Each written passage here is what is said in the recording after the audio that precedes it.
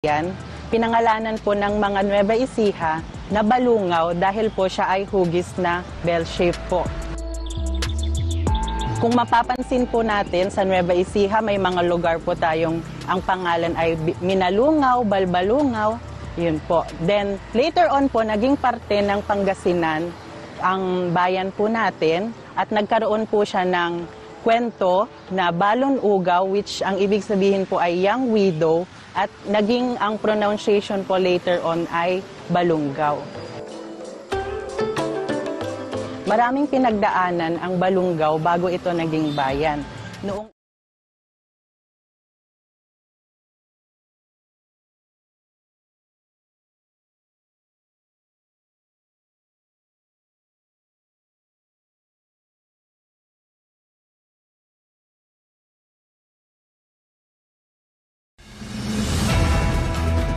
Dako sa ginibong drug bypass operation. Triple o apat na doble ang bihikulo na gruso sa siyudad kang Naga. Mas complain ng police station kang Naga City Police Office.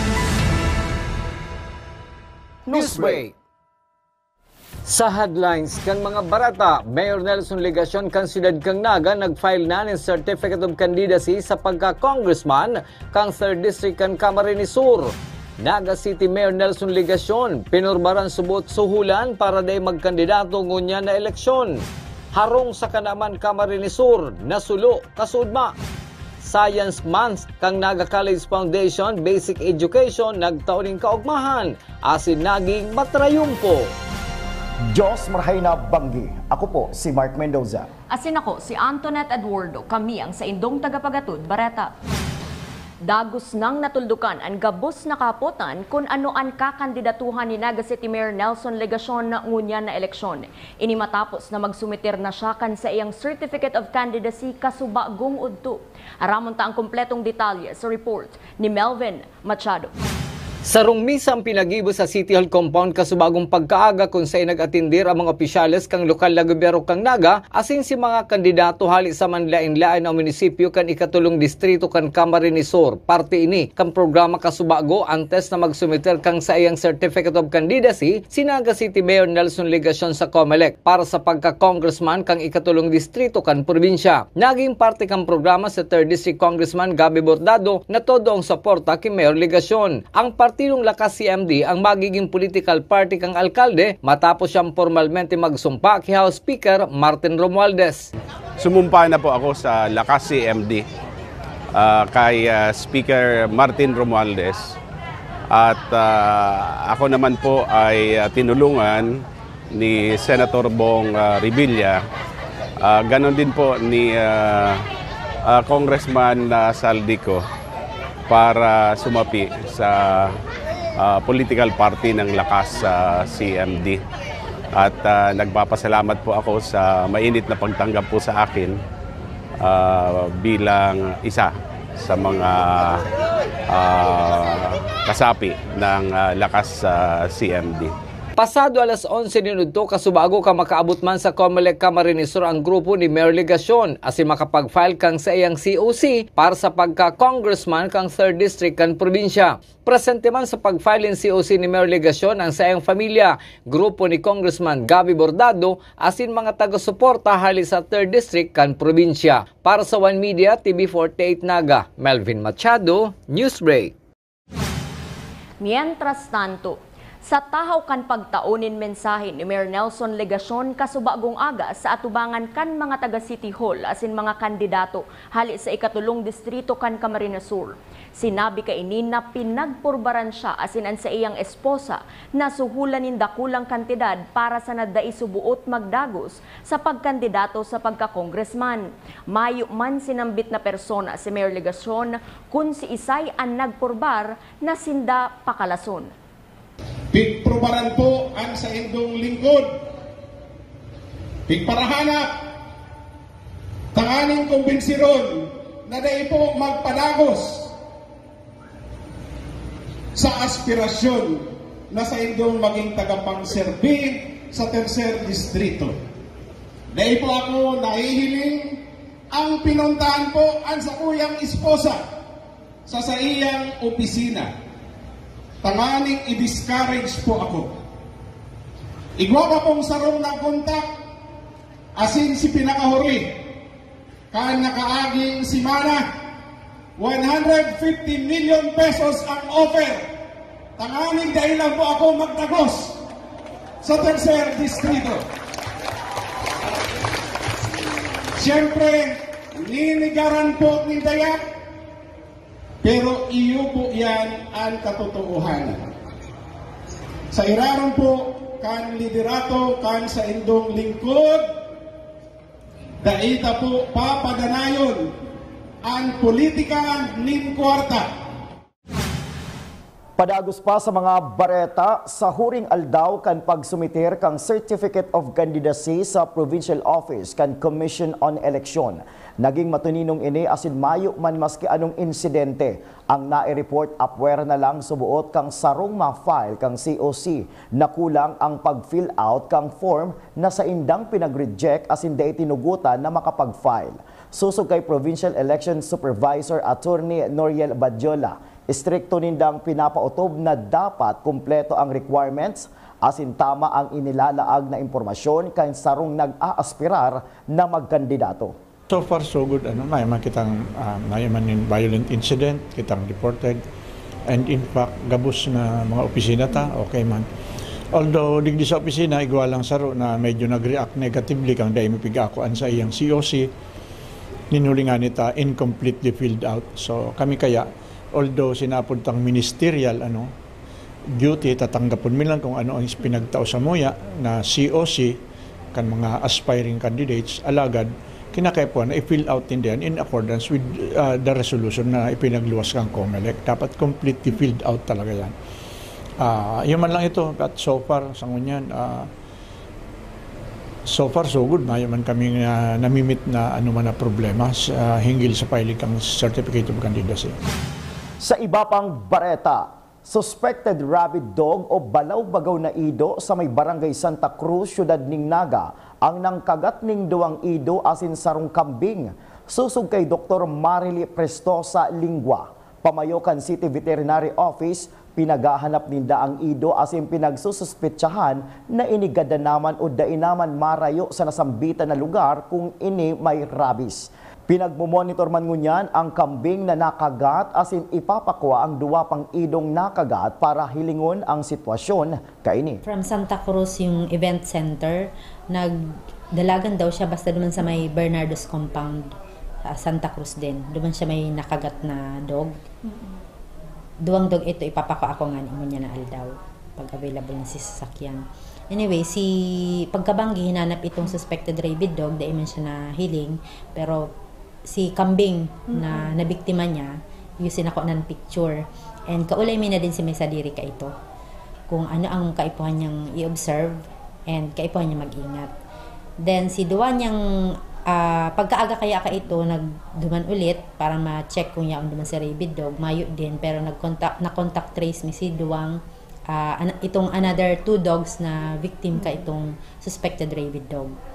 Pero ngunyan, dai pa man, dai na nahanap si rabid dog, suspected rabid dog, so pwedeng ito kaya nagadana, na dai na talaga mahilig kung saan nagpardalagan, or dai naman ito makakarayo kung talagang ito rabid na. Mientras tanto, dakul pa ang nakuko ang mga stray dogs sa syudad ni Naga na nagiging problema kan mga residentes kan kada barangay.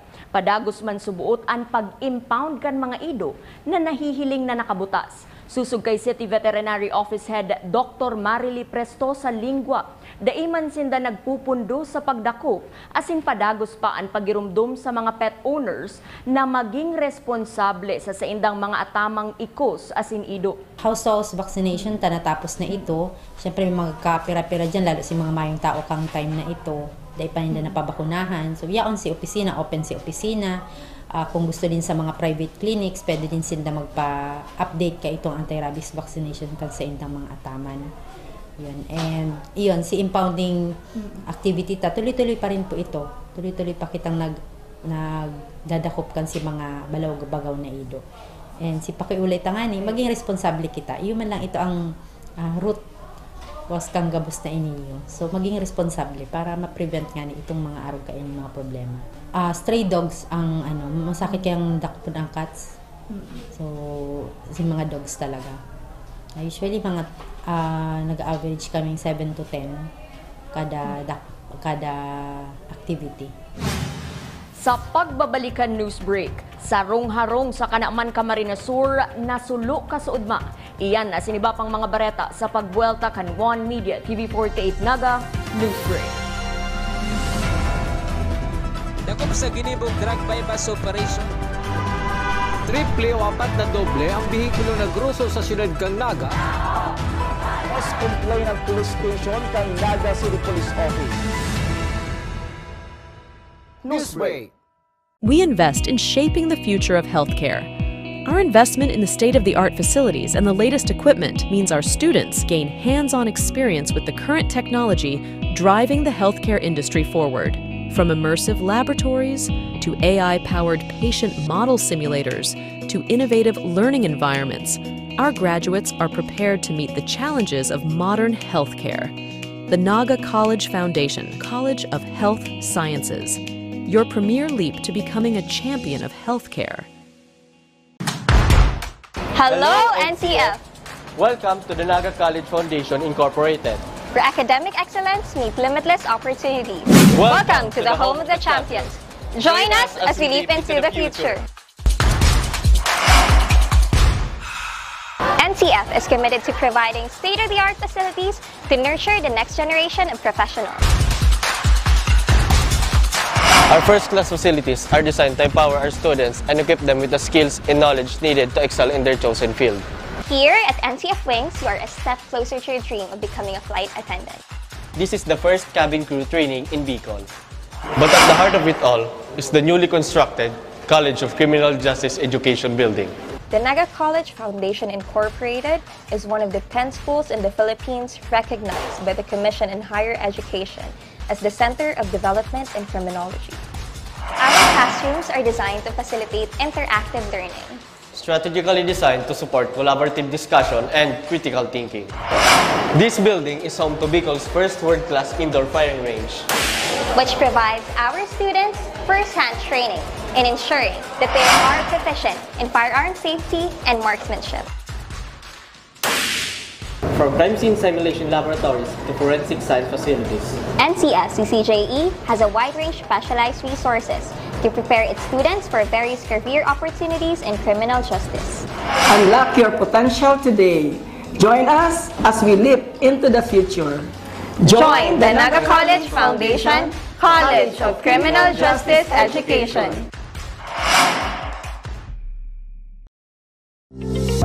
Gusto mo ba magkaroon ng sariling bahay at titulo ng lupa sa loob ng isang private subdivision? Gusto mo ba ng bahay na matibay? Gusto mo ba ng property na walang kahate at may future expansion? Your ready for occupancy unit is waiting for you at Parkview Naga Urban Residences located at Zone 7, San Felipe, Naga City near the Naga City Eco Park. Parkview Naga Urban Residences is developed by Aman Engineering Enterprises. We build to last using a RISE technology, making your family's home the safest with solid concrete buhos, typhoon resistant, fire resistant, pest resistant, and earthquake resistant.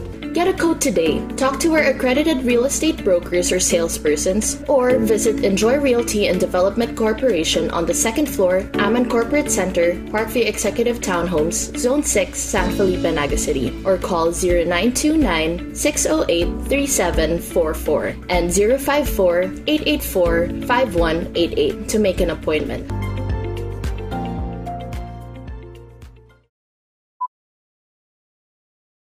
Bilis laki, nipis taba, BMEG! Bilis kita! Para sigurado, tinuloy-tuloy ko hanggang BMEG Premium Grower 1 and 2. Ito lang ang may Lean Plus technology. Kaya mas mabigat at manipis ang taba sa panahon ng pagbenta. Kaya mabilis ang kita. Tuloy nyo na! Bilis laki, nipis taba, BMEG! Bilis kita! Tuloy-tuloy ang BMEG Premium. Tuloy-tuloy ang kita. Sa likod kan mga kadipisilan, mga nag-aging kalamidad, tensyong pansiguridad, asin daing kuntok na kariribukan sa bilog na kinakban. Padagos mo kaming binabantayan. Salamat po ina sa urualdaw mong pagpadangat. Ang bilog na kabikulan, yaon sa pagranga kan sa imong ngaran. Halik kay Congressman Zaldi Co, Congressman Jill Bongalon, asin kan bilog na Ako Bicol Party List. Viva la Virgen! Viva Nuestra Señora de Peña Francia!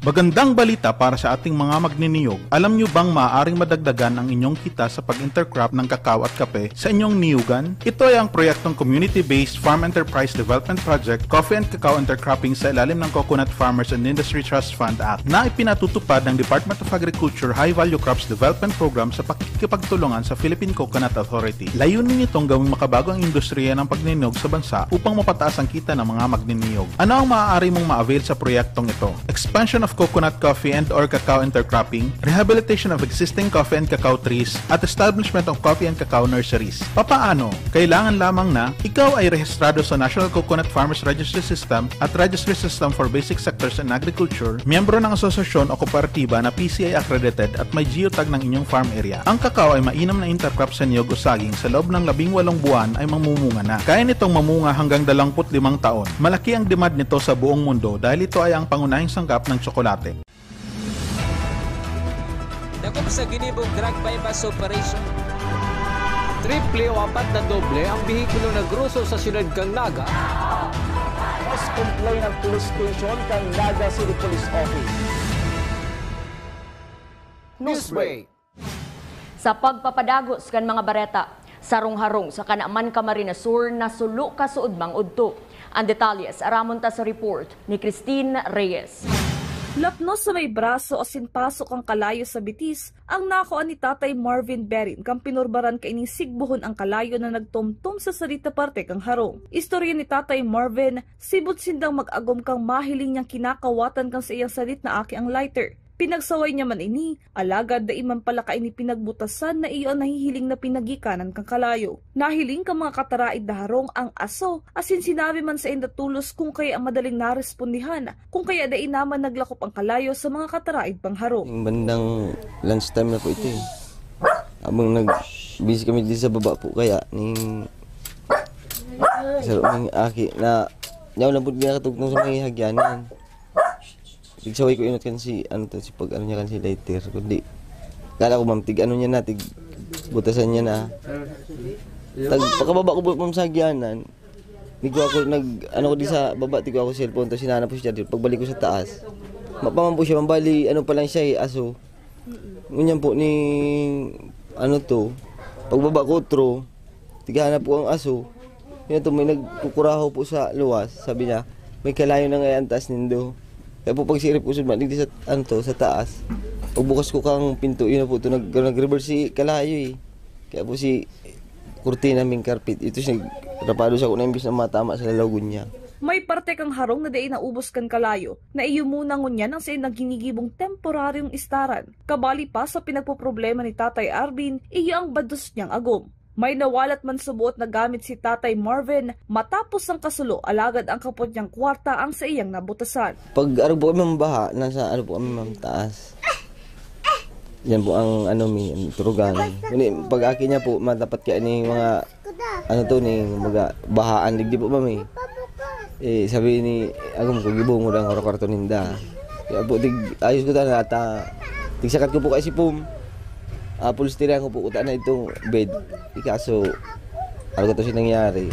Dahil man po ma'am, si mga ano man lang, kwartang kapot-kapot ko sa bata.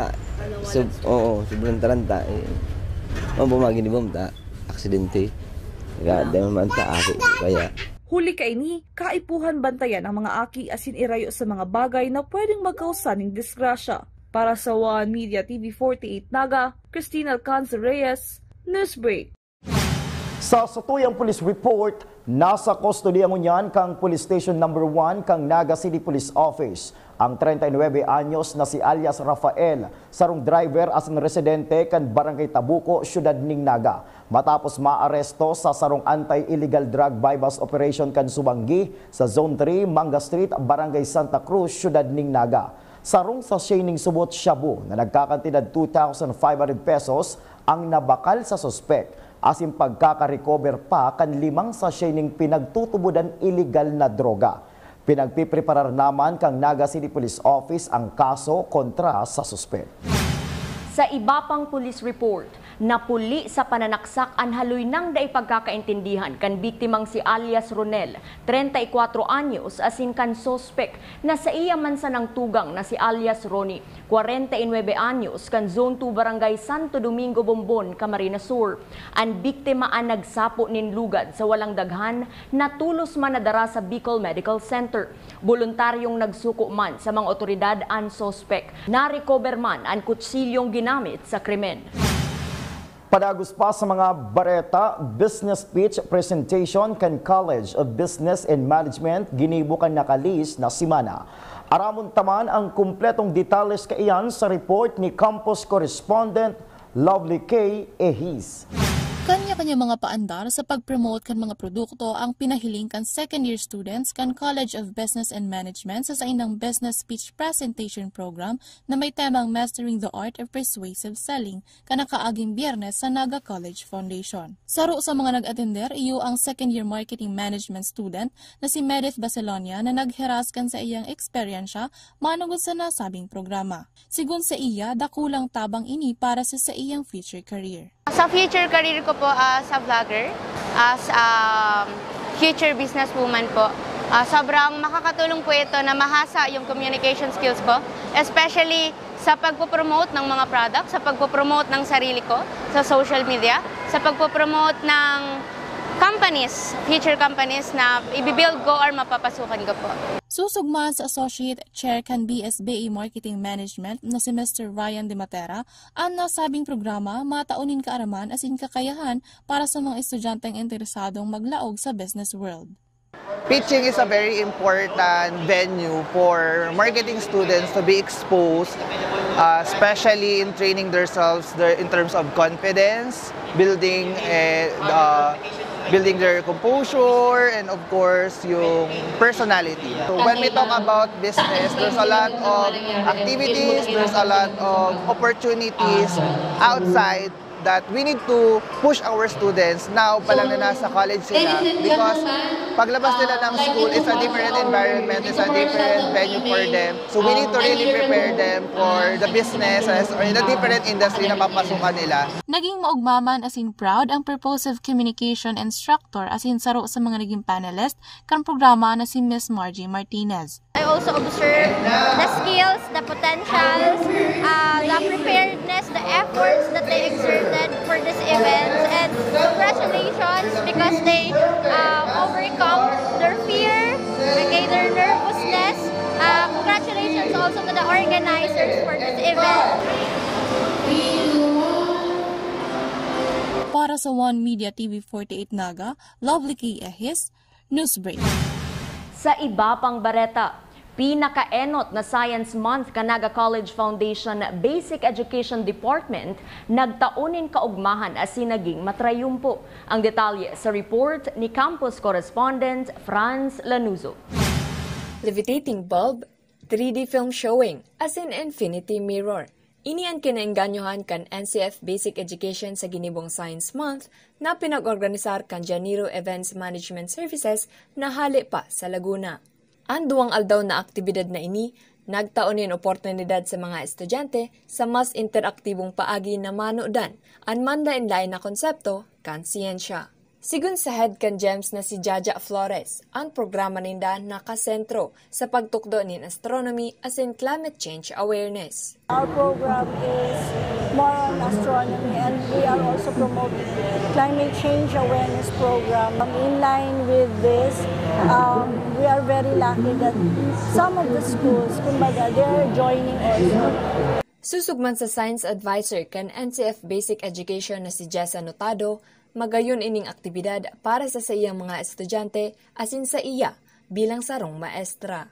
As a teacher, syempre, alam ko yung experience na palaging nasa classroom lang. So this is a good opportunity for them to experience yung mga real life na tinuturo namin sa kanila. So yun po, sabi nga ni John Dewey, learning by doing. So Ang grade 9 student man na si Yesha Valerie Tauson, aminado, nakadaklan sa estudyante ngunyan kulang na ang interes sa subject na science. Pero sa paagi kaini, makakatabang subot ini para mas magrarom ang kaaramaninda o rugman sa kapalibutan. I think it's great po na makikita po natin ang mga lessons po tulad po ng mga happenings ngayon sa climate change. Especially po sa film viewing, pinapakita po yung mga animals kung saan they're in their natural habitat po and their homes. Pero po, because of our greed po in human nature, para po natitake away po natin yung houses nila and yung life po nila. Ang mga natutunan ko po today is kailangan po natin i-appreciate life itself on Earth kasi po hindi daw po siya mahaba. Kasabay kan pagselebrar kan Science Month, tamang panahon manini para maulayan asin ikondusir an araw kaining aktibidad. Mantang namamate ang tanaan pabago-bagong panahon, kaya mas aramtaan dapat gigibuhon sa anuman na sitwasyon. Para sa One Media TV48 Naga, Franz Nanuzo, Newsbreak. Mga tugang 78 days na sana, Pasko na. Ang Christmas countdown na ini hatod sa Indo Naga College Foundation Home of the Champions, leap into the future. Asin yan ang mga bidang baretang nakalap kan mas pinapasog na puwersa kan One Media TV 48 Naga News and Bicol Affairs. Dahil malingaw na i-follow ang samayang official Facebook fan page One Media TV 48 Naga. Ako po si Mark Mendoza. Padagos kaming mahatod nin mga baretang garantisadong nangingenot asin napapanahon. I-hit ang subscribe button sa samuyang official YouTube channel One Media TV 48 Naga, tanganing updated kita sa mga bareta asin istoryang bida an Bicolano. Ako si Antoinette Eduardo asin ini an One Media TV 48 Naga Newsbreak. Dagom sa ginibong drug bypass operation. Triple o apat na doble ang bihikulo na gruso sa siyudad kang Naga. Mas complain ng police station kang Naga City Police Office. Newsbreak. Flight attendants, prepare for takeoff, please.